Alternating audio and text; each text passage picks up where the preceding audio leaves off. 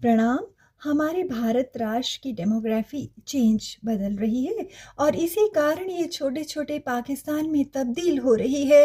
अब आप सब लेखक कमलेश्वर जी की कहानी कितने और पाकिस्तान ज़रूर पढ़ें। यहीं से आपको महान भारत की डेमोग्राफी में आ रहे इस बदलाव की झलक काफ़ी पहले से ही मिले।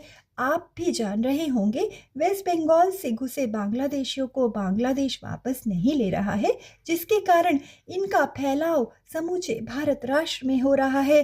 फिर इसके लिए बंगाल का सो कॉल्ड बुद्धिजीवी वर्ग खुद ही जिम्मेदार है, जिन्होंने सत्ता लोलुप बंगालियों को थमा दी थी अपने राज्य की कमान है। आज बंगाल ही क्या, असम, दक्षिण भारतीय राज्य, उत्तर भारत या यूं कहें समूचा भारत ही बन रहा एक शरणगाह है। अब जरा हिस्ट्री, इतिहास पर भी आप सब नजर डालें, क्योंकि इतिहास की गलतियां ही वर्तमान भारत की कब्र हैं खोद डाले।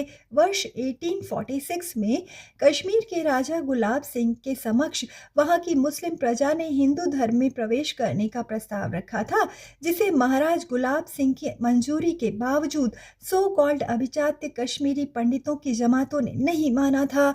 कश्मीरी पंडित अपना वर्चस्व नहीं खोना चाहते थे, राज्य पर अपना ही एकाधिकार बनाए रखना चाहते थे।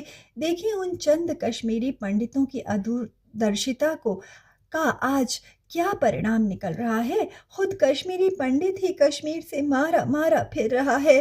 फिर संविधान निर्माता महान भीमराव अंबेडकर जी ने भी नेहरू जी और सभी लिबरल नेताओं को चेताया था। भारत को हिंदू राष्ट्र घोषित करने का आह्वान उन्होंने जोरों शोरों से किया था, पर उनकी बात नकार दी गई थी। लिबरल जमात ने उनकी एक न सुनी थी। आज भारत उस गलती की कितनी बड़ी सजा भुगत रहा है। पूरा देश लोकतंत्र के नाम पर इन पॉलिटिशियंस के तुष्टीकरण के कारण ही बट रहा है।